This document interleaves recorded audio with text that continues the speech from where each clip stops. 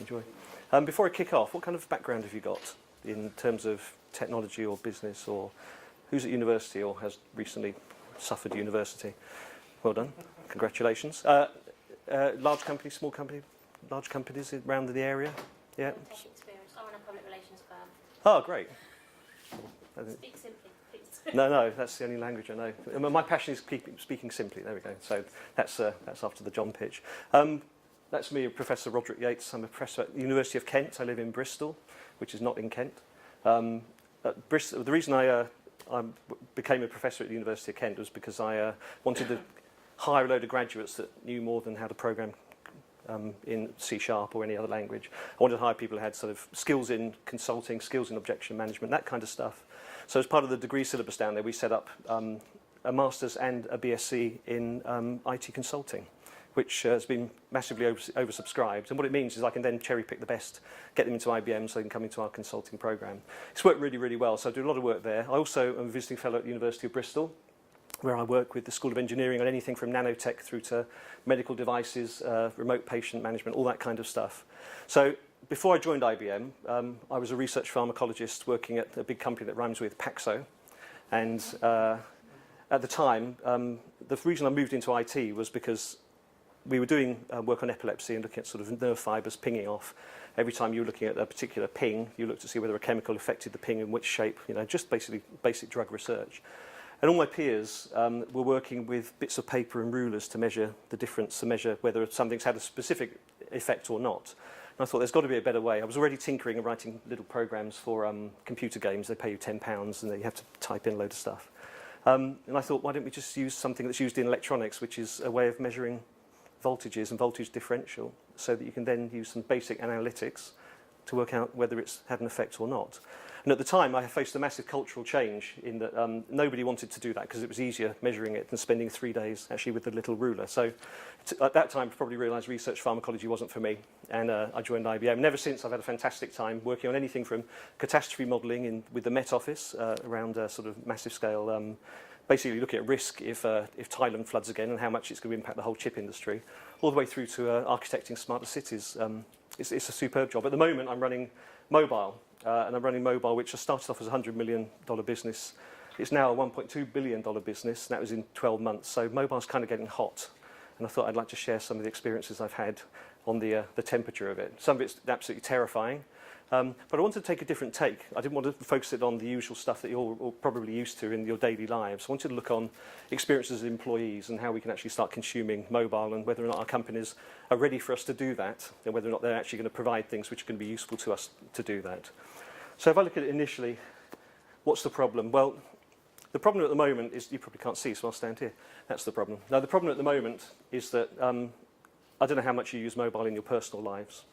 I don't know whether you buy, I guess you buy online, you probably use Spotify, you probably do a whole bunch of stuff, and your experience is the way you want it to be. And that's good, okay? So business to consumer is primarily focused in 2 areas, which is, how can I manage disruption to customer service? How can I provide customer service through mobility? So how can I use the functions of mobile, such as where am I, or can I make a call from my little device? Simple things to maximise the experience. So, for example, if your flight is disrupted and you're going from, I don't know, flying to Toronto, and you're already an hour and a half away from the airport, and your flight's leaving in an hour's time, you're kind of not going to make it. So how can I minimise that disruption? How can I, for example, book you onto another flight, or maybe arrange a hotel, just so you stay loyal to me? So that's kind of a customer service example. And the second example would be around what I call omnichannel, which is having a single view of you as a consumer of my company, as opposed to thinking about, I've got an email view of you and I've got a phone call view of you. And by the way, none of these things come together as a single view of you. So how can I make sure that I manage the relationship and manage the loyalty by knowing who you are and the kinds of things that you have as preferences and the way you buy? So all this kind of stuff exists already, okay? But where there's a big gap, arguably, and I'm happy to take questions at any time, is in the workplace. So you've got examples of people using mobile. So you've got examples of people using mobile to do, that's my thing going off, using calendaring and email. And so people think that's giving you a mobile experience as part of the company, but it's not actually doing much. All it's doing is it means that you can get more hours out of you, probably about 240 hours per year extra, apparently, if you provide email and calendaring to any employee. So if you feel like squeezing some more blood out of people, that's an easy way to do it, you know. And even better, get them to use their own devices rather than providing them themselves. All right, that's not ethical, but I mean, we haven't really done very much here. So you look at it and you think about, well, how do hospitals still work? How do we manage patient records, as an example?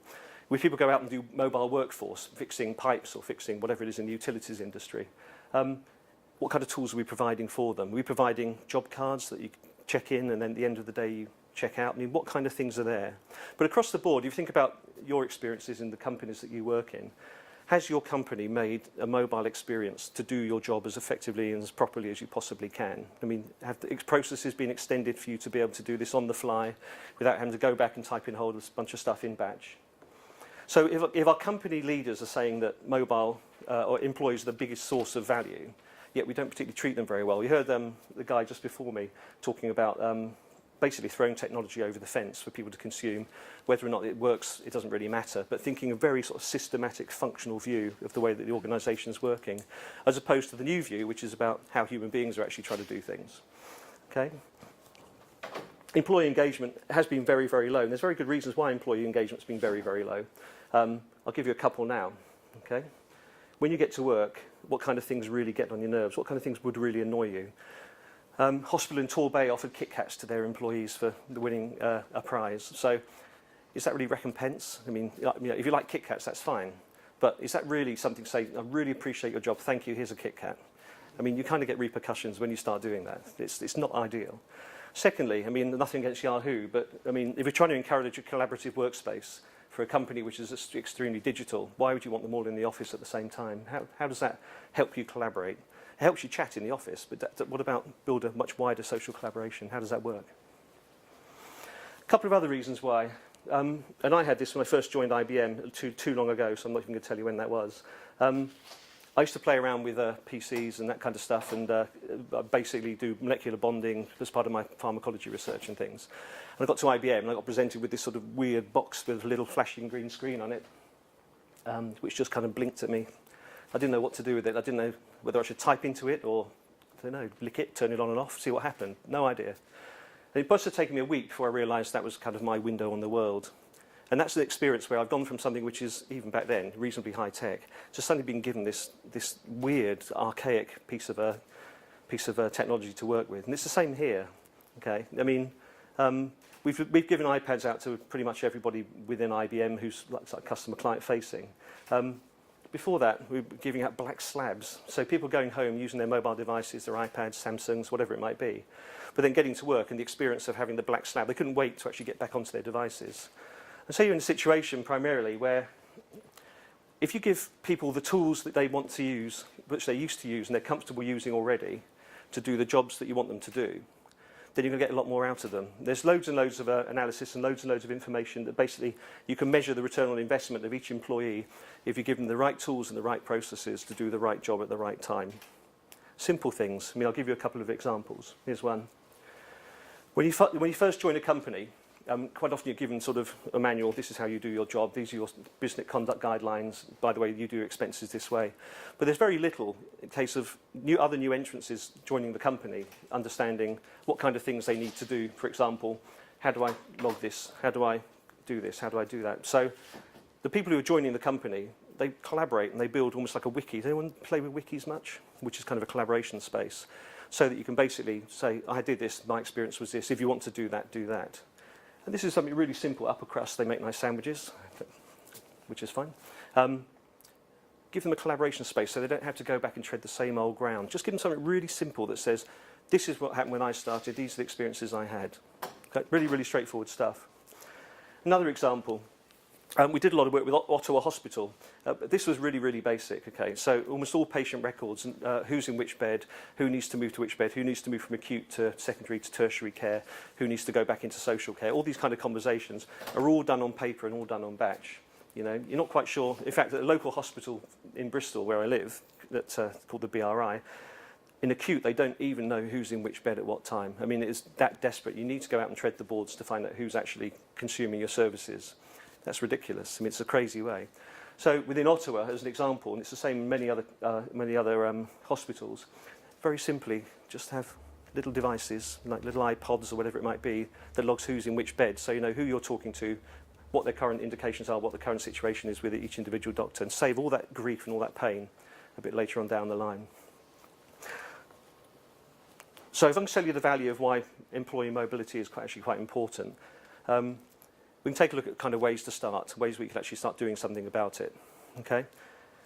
So the first is the most basic one, which is stop thinking you know what your employees in each role does and ask them and get them involved in designing the experience. So there's two elements to this. You've got the traditionally, like I said, systematic functional IT view, which is like, you know, I'm going to do this really slowly, I'm going to do it when it needs to be done, and I'm going to tell you when you can have the kind of functionality you need. And then you're in this other situation, which is, I know what my job is, I know what I'd like to have, but I also know what I need to have to do my job. So just provide me the functionality I need to do my job, and I'll show you a demo of an example of a caseworker kind of example later. Give me what I need to do my job as effectively as possible using the tools I need to do it, and I'll do wonders for you. You know, give me something where I have to then go back into the office for 3 hours and start batching up a whole bunch of case notes, for example, and you're wasting my time, and you're wasting your own time. Bring the users in when you're actually doing it. Have any of you worked with design thinking or design agencies? Are you designing things on yourself? Okay, so you'll probably understand a lot of what. There's a whole bunch of methodologies around design. None of them are very complicated, and all it means, most of it's about just talking to people and shutting up and listening now and again.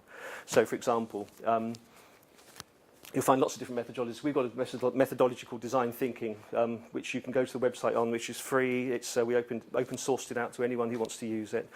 About the way we design products for customers, the way we design solutions for customers. There are loads of these. It came out of MIT and Harvard initially, and we kind of just packaged it up. But one of the most important things are, don't think you know what your employees want to use. Don't think that because you know about technology, you know everything about the job of a caseworker or a medical clerk, because you probably, unless you've been one, you probably don't. So don't try and throw technology at people. Bring them in the conversation using, you know, paper, sticky notes, silly things, empathy maps. And an empathy map is something very simple, which is you take a particular person in a particular role with them. You don't do it to them, because no one likes having things done to them. They like to be part of the conversation.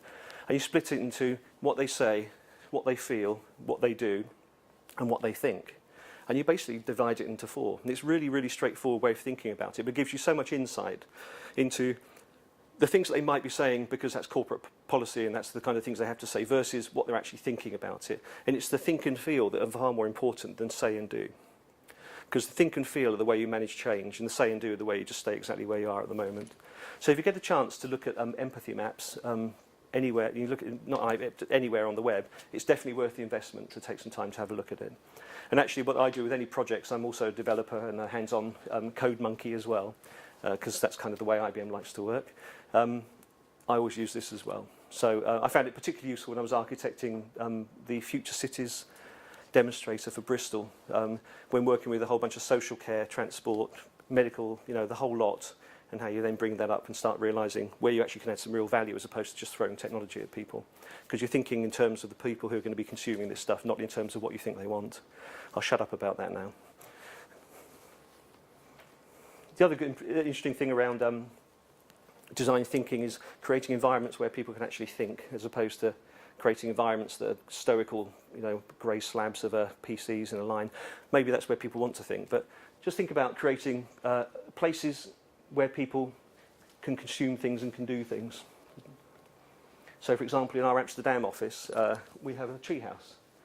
And nobody's going to put a treehouse in their organisation unless they've got the money to put the treehouse in. We were just prattling about, really. But that's fine. So within that treehouse and all the sort of bouncy balls and things, such as John has at Google and things, you create a space where people can come together and start thinking in different ways, just because you've changed the environment a bit. Most of my best thinking is done wandering around the parks in Bristol, because that's kind of the way I like to think and get back to nature and all that kind of stuff. I don't think at my best when I'm sitting at a desk being asked to think about something. Just for me, everyone's different. The other thing which has changed, which is kind of driving employee mobility, is, and this is kind of a historical chart here. So when you had things done to you, you were over here. You had mainframes, you had mini computers, and you had systems of record just managing information. They weren't doing anything but just either consuming it or vomiting it out the other side. There was very little intelligence going into it. Over the last sort of 15 years, we've moved to a much more mobile experience. So do I want to put a system of record experience onto a mobile device? Well, no, I don't, because that's not going to benefit me in any way. All that means is I may as well just stayed in the office doing my day job. And at the same time, we've moved into a much more analytical capability, whether it's through mining of information or collecting and analysing information or testing hypotheses or just doing things on a massive scale, just trying to get insight from the information that's down here. Information is useless unless you can do something with it. So with employee mobility, how do we take the ability to give real insight at the point when you need it to somebody who's like Colin over there on his little device, obviously boring him senseless. Tweeting, mate. Oh, are you? Don't do that. How can we give somebody to Colin the information that, based on a device that knows where he is, he knows what he's doing, he knows who he's talking to, he knows the most effective way to provide information and recommendation to him to make that interaction as effective as they possibly can. And that's kind of where employee mobility is, bringing analytics together with the power of the mobility to give you something which you kind of couldn't do before. And that's kind of it. There's nothing really more complicated than that, apart from one thing, which is, and this is the source of almost every single argument whenever I've been trying to deploy mobile programs. You can have as much analytical insight as you want, and you can have the most beautiful devices. The IT department kind of want to play as well. And that's absolutely brilliant, okay? The issue is around security, device management. Can I trust you that you're not going to basically leave these things on the bus all over the place? Can I trust you that you're not going to open up huge amounts of business process or really, really important critical data? And also, these systems are written 50 years ago using certain interfaces. What kind of things do I need to do? And how much is that going to cost me when you're already asking me to reduce my budget? And we move from a conversation which is about cost to a conversation which is about, and John said it, and I hate the phrase, business value, which is saying, if I do this, what business value do I realise on the back of it? And it's a different shift. And quite often with a lot of the IT organisations I work with, they find it quite hard to make the shift away from managing cost and deploying a service for as little as possible. In two ways, to thinking about adding value, but also thinking about adding value in a reusable way. So rather than saying, all your apps over here, if you want to talk to my systems, you have to use these really complicated 50-year-old ways to talk to it. To basically say, I'm going to set up my IT organisation as a series of services. I'm now going to become a service and orchestration organisation as opposed to a big monolithic application organisation. So I'm going to write these 20 little calls that you can use to get from your mobile devices easily into it. And so if I change my back end, you still have the same calls. And it's about abstracting something into an application programming interface for those who don't play with this kind of space too much. And it's about the way of having your applications, your apps, separate from your business back end, but in a way that's easily manageable and maintainable through this kind of blob in the middle of easy to use calls. It's all very exciting. But if you get your calls wrong, then you're kind of wasting your time. Because if you make them overly complicated, it's too painful. So, the other thing we need to think about is around dropouts. So when you don't speak to your employees and you decide you're going to write applications, you get one of three situations. The first is when you don't speak to your employees, and this has happened with the utilities company I worked with very recently. They threw about 50 apps across to their upstream, so it's a petroleum refinery company, upstream being around excavation and rigs and that kind of stuff, for them to do things. But the users didn't want it because it didn't help them in any way, so it didn't get adopted, so they all got thrown down the pan. So that was a waste of time for a start, at a cost of about 5 million. The second one is one and done, where you produce, and quite often smaller companies tend to go with a one and done. Yeah, I need a web app, I need a web presence, I need an app presence, let's do this. They cut one, and then another department will cut one, then another department will cut one, and there's no common infrastructure to cut these things. So every time you cut one, it's going to cost you a load of money to do so, as opposed to saying, I'm probably going to be cutting about 50 apps. Why don't I just have a common infrastructure that I can create to cut those apps? And the reason that's important is because ultimately that will save you a huge amount of money and standardise the way that your apps are going to end up looking.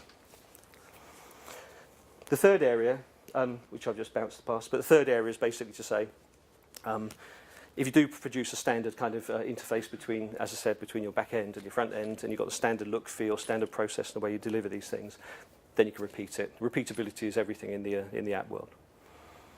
We use this. You can use whatever you want. So any app developers here? Okay. You can use whatever the hell you want. It doesn't make any difference, okay? But in enterprise kind of thing, one of the most important things is most people don't want to have things done to them. Like I said, they want to be part of things being done. And so you'll get friction. I say frictionless growth. That's a bit of a misnomer. It's a bit of a joke, really. You get friction from IT. You get friction from COO. You get friction from the security office, from the data office. It goes on and on and on. And you get friction from people having things done to them out in the field, employees. So what you need to do is basically say, let's work a way where we can drive a parallel change transformation program alongside the adoption of these new technologies. Because if you don't do that, both will fail. That's my experience. I don't know what your experience has been. But people don't like having things done to them. Yeah, pretty much the same. And in each of these various areas, I mean, this kind of maturity, you get various stages. Everybody, again, we're going to have their own, the way that they do things. You'll have a different one to me. But, I mean, each one of it, for example, the portfolio assessment, what have I currently got, all that kind of stuff. When you speak to most companies, they've either got something, but they're not really sure what to do with it. They haven't got anything, but they like the idea of it. Or they've produced a few things, but most of it is being produced by the chief marketing officer. And the chief marketing officer doesn't really need IT to produce these kinds of things. So you've really got this bifurcation here. And the IT really want to be part of it, and the CMO can't see the point in IT being part of it because they don't really talk about what they're trying to do anyway. And then no one's even bothered thinking about the users who are going to end up being consuming this stuff in the first place. So the most important thing, in my view, is the management of cultural change. This is never really a technology discussion, okay? Writing APIs, writing apps is not a technology discussion. It's making them so simple and beautiful that people don't need to be taught how to use them because it's perfectly inherent and clear, but also providing them with a real capacity and capability to get right back into the source of information that's most important for them to do their jobs.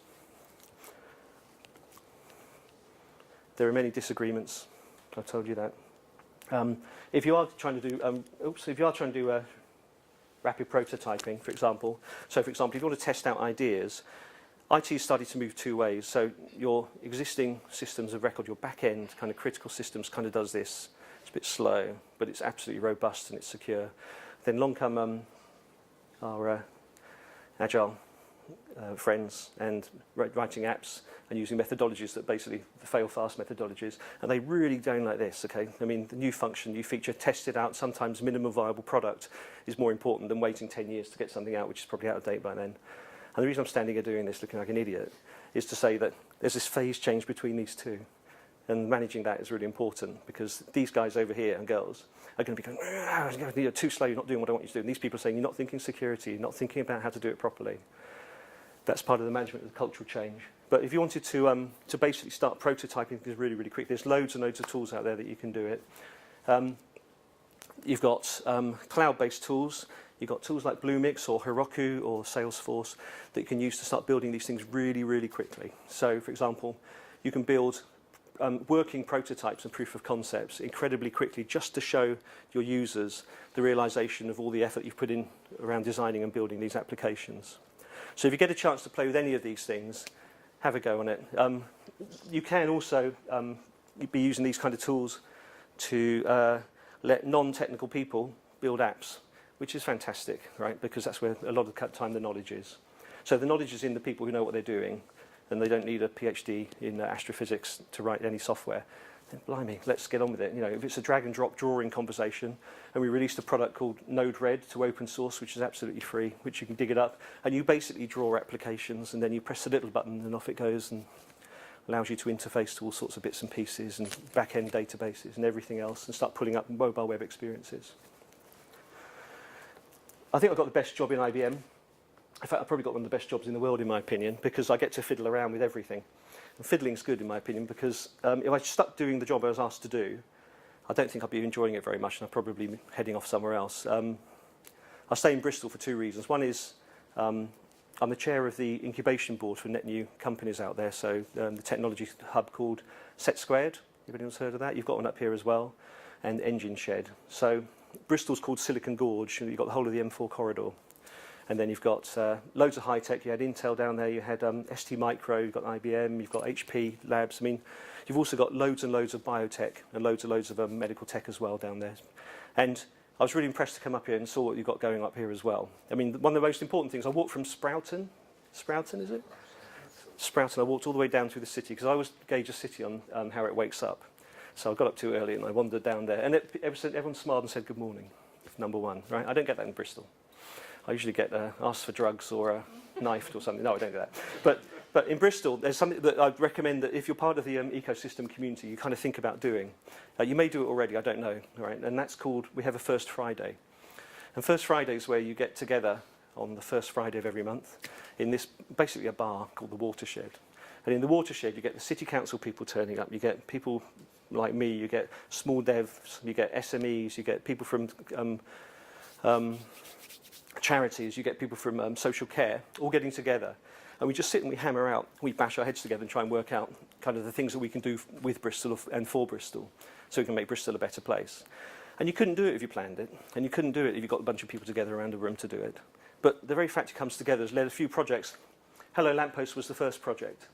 And when I say diversity, I mean it's not just diversity in gender, race, ethnicity, in religion, it's diversity in completely separate places that people have come from. So the kinds of things we do are hellolamppost.co.uk, which has just kind of gone global, so it's now in Tokyo and in Austin as well, is a way that we were trying to get the city to be much more digitally engaged. How am I doing for time? I'm fine. To do it, we didn't use any digital technology really, we used SMS. And if you walked up to, let's say you walked up to this speaker here, and on it it's got a little code that says, I'm speaker 127. And you text a little number, and it was all over the place, as in, everywhere. And you say, hello, speaker hash 1327, and it will call back to you. It will write back and say, well, hello, how are you? And say something like, somebody was standing behind me, and they said they could see something that looked like a strange-looking man. Can you see anything like it? And the whole point of it was to encourage you to start engaging with the city. In this case, it was just SMS. But if you think about what it brought in the council, it brought in high-tech using a product called Twilio, which some of you may know Twilio already. It brought in groups of schools, it brought in groups of places from very deprived areas, very rich areas, everyone doing the same thing. And in 2 weeks we had like about 20,000 unique hits from unique people.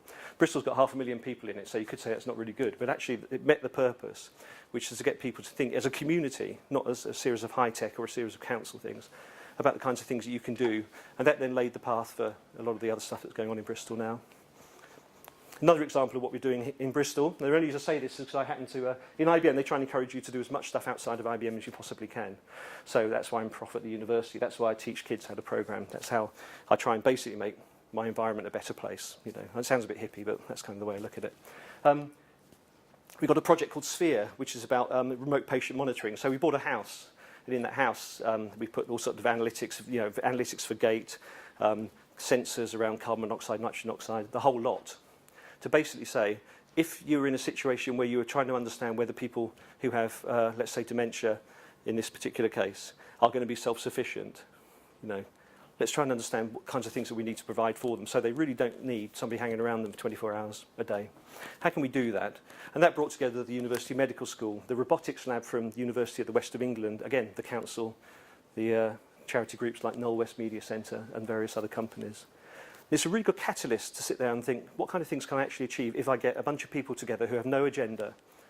And if you're not doing it now, I mean, if there's something like First Friday that you guys can think about pulling together, it really is a massive, massive benefit. The third project is around dementia. So I was working with, again, this is with Cranfield University, but I was working with users who run care homes for elderly patients. In which case, elderly care users, they're not patients. In that particular case, it was to try and manage dementia. And this case was the biggest reason that dementia costs the NHS a lot of money is because people fall over because they don't drink anything. So the best thing to do is find out when they're not drinking or their hydration is low and give them an indicator they recognise. So you can really say, I can really build that with technology. Yes, I know how to do that. I can flash a light on, or I can make a cup glow green or something, But then you've got to think about, in this case, it was galvanic potential, so basically how sweaty you were. And each person's got a different base level of sweatiness. And then you think about, it might be a sensor that works, but if it's not consumable and it can't be just sort of against the skin. I mean, I use the example, if someone put a bucket on your head with an electrode sticking out of it, it might be the best sensor in the world, but you really haven't spoken to the users about whether that's a reasonable kind of experience they're going to want to have. So all these kind of things got together around, device manufacturers, around the local hospitals, and how you would actually measure this stuff. And that was a really, really good project. That's continuing that project. That was run from Plymouth. And then the last one to talk about, which was another really, really good programme with the University of Dublin, was about sensors in Galway Bay. And this is where it was my team who put together this sort of sensor fabric, initially to work on the tweets and the squeaks and the mips of little whales and dolphins who were floating around in Galway Bay and the kinds of things they were getting up to. So on that basis, we thought, okay, well, that's great. So we can understand where all the tweets and the pips and the blips and stuff are. What else can we use it for? And the whole ecosystem flourished around this. Ecosystem around harvesting mussels or measuring water temperature or understanding whether you've got algal blooms in the water. All these kinds of things which actually impact what's effectively a sea farming community massively across Galway. And you start getting sort of, economies of scale when you start doing this. Are the beaches clean for people to swim in? Simple stuff like that. And the technology part is so tiny, it's getting a little boy, I don't mean that kind of boy, sticking a sensor up it and understanding simple things like sea temperatures. I mean, this isn't rocket science, but it's the application and it's the use case and it's bringing in the users and the consumption of it that's more important. Let me give you a little example of the kind of apps I was talking about. Assuming this network's working, which it wasn't earlier. Here's this kind of little example. Okay, this is a case advice app. And my wife's a social worker in Bristol, so she works. She regularly goes out to drug workers where basically the kids have been born with heroin addiction. Which, when I think I've had a bad day, I speak to Sarah. Geez, there's no comparison. And I showed her this because this was something we worked on with Miami-Dade Council, where they've also got huge drug problems too. And there are simple little things here that kind of makes sense, which I would never have thought about doing. But if you speak to a social worker, in this particular case, we work with about 20 social workers saying, don't tell me what you want, tell me exactly what you need to do the job that you want to do. And simple things like this, a check-in.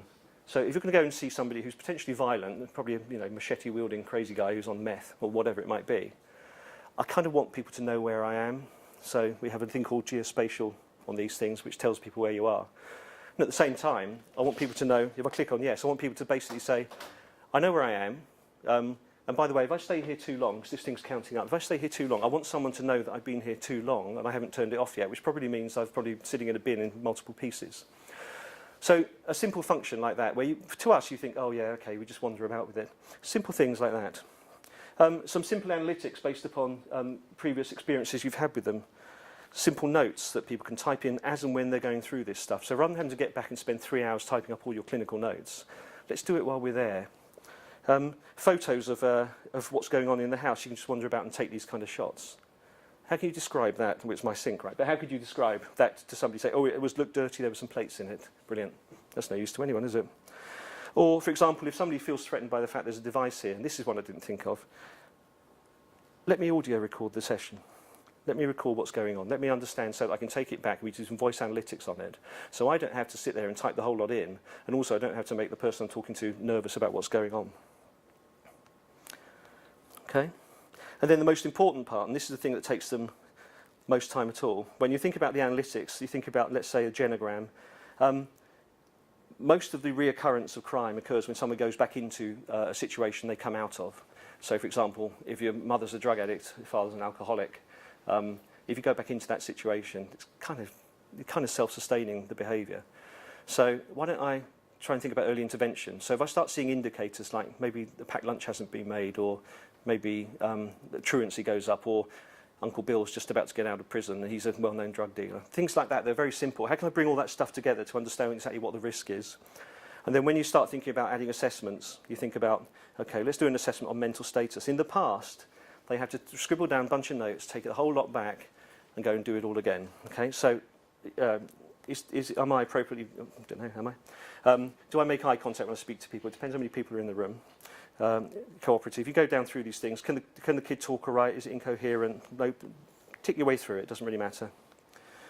This is, again, just a demo. It's not a real example. But it then basically runs some business rules. If it was a real example, I wouldn't be showing it to you, especially since it's in Cupertino in California. You then start thinking about, okay, well, how can I take some of the data that I've already got regarding the situations and the previous histories, and then basically select some very straightforward and simple recommendations without me having to go back and without me having to go through a whole bunch of workflow with my case manager or whatever it might be. Submit to case. You've gone, oh, by the way, I'm going to check out now. Otherwise, you'll come and chase after me and look in the bins for me outside. Simple example where actually the interface, when you look at it, it says it's very, very simple. There's no real complexity in this. It's a dead forward, dead simple kind of experience. That Sarah reckons this will save her 3 hours a day. As an example, 3 hours in a day, a typical day when she's doing case visits.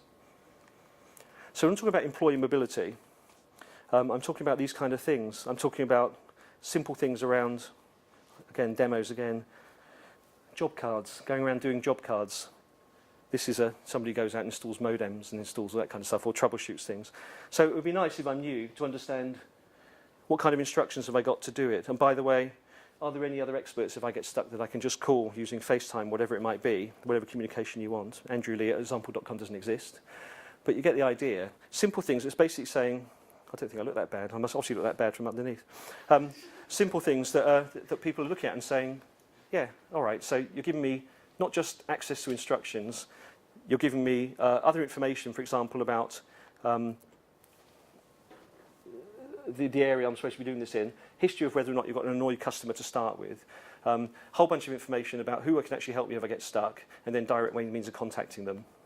And the bigger issue at the moment within the industry, certainly in utilities and telco, is ageing workforce. So a lot of the stuff I said before about making sure you provide the right tools to the right people also includes social collaboration tools as well.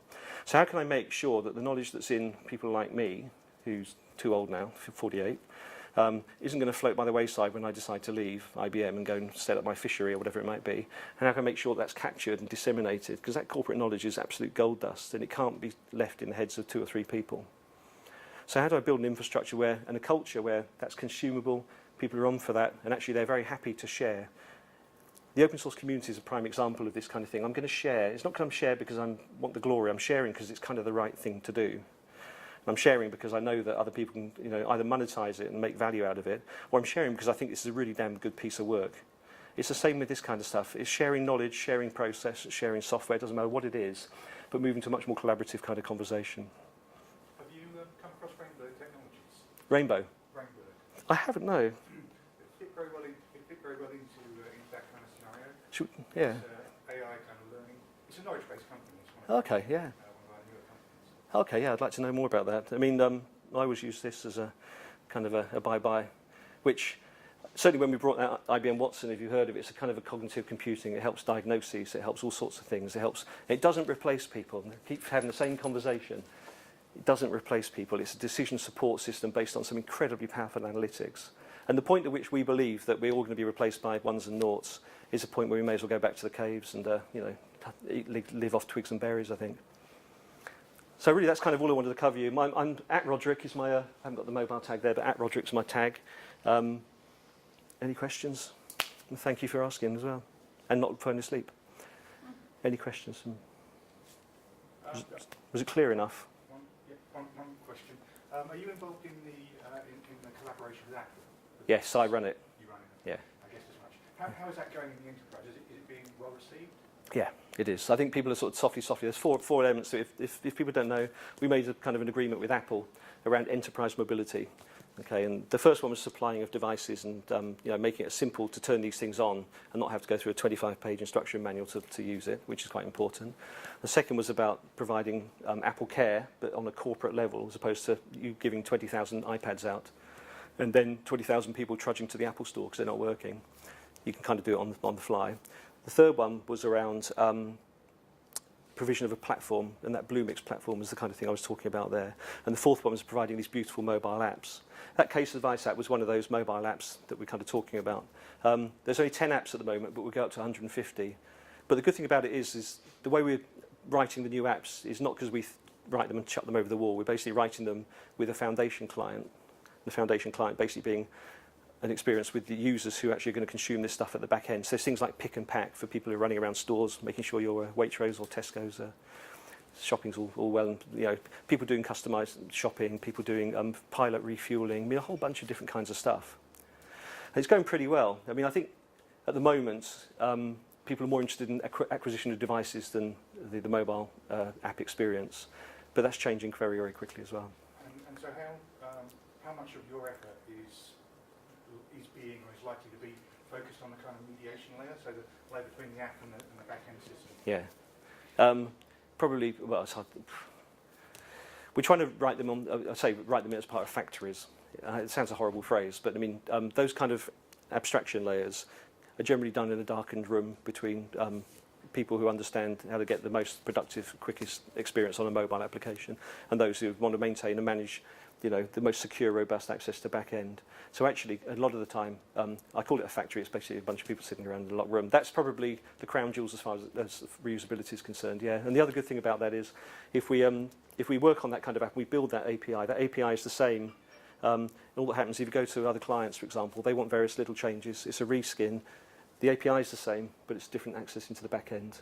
So they have different back ends that you have to go and make calls to. So yeah, that's the really interesting bit for me, because I'm a bit of a nerd at heart. But the real value bit is actually the user experience side. So just one more question. Yeah, no, fire away.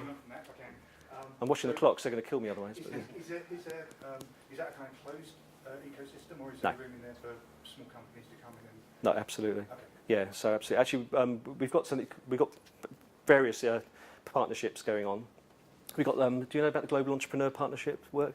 Maybe you can talk about that later, Colin, if that's all right, because I've got to get back to Bristol, I'm afraid. The other area is around the university relations. I mean, we get masses of ecosystem and engagement through that as well.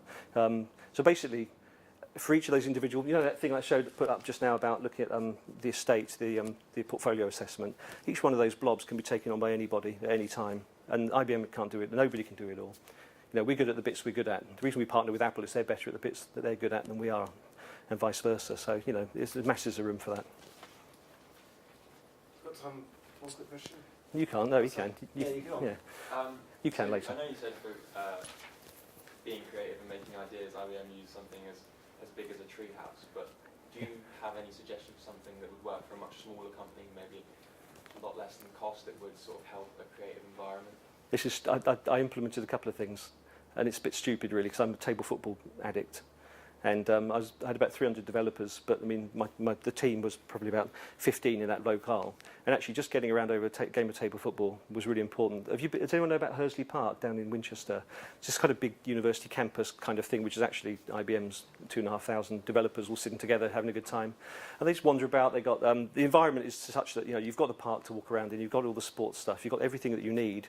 But the table football was the thing that really did it. I mean, I put it up one night and couldn't get people off it. There was a league there, and people were just in the middle of having meetings around it rather than booking rooms. You know, just changing the environment to get a bit more creative about the way they think about and do things. I know it's just a little table football, but they're only about 300 quid. I mean, that's kind of a night out, isn't it? Well, for you maybe, not for me. I was absolutely blown away by that Wi-Fi installers app. Yeah. Can I have it? Yeah, Fantastic. you can. Of course you can. Well, are you a Wi-Fi installer? No, I do IT support as one of my businesses. Okay. I'm trying to write something like that for years, but I'm too busy turning with calls. Yeah. I mean, the interesting thing about that is, I mean, you've got the app experience, you've got the back end, but what a lot of people forget about is it's the processes that need translation as well as anything else. And what we're seeing a lot when we're deploying these kind of things is agility in the processes as much as agility in the way you develop the software. And agility in the processes and making them more sensible and not quite so clunky. And just finding better ways of doing things seems to be where a lot of the investment is taking place as well. But yeah, you can certainly have a play with it, yeah. Thank you, everybody. I really appreciate you coming along to that. And enjoy the rest. I've got to get back to Bristol, but lovely to meet you all.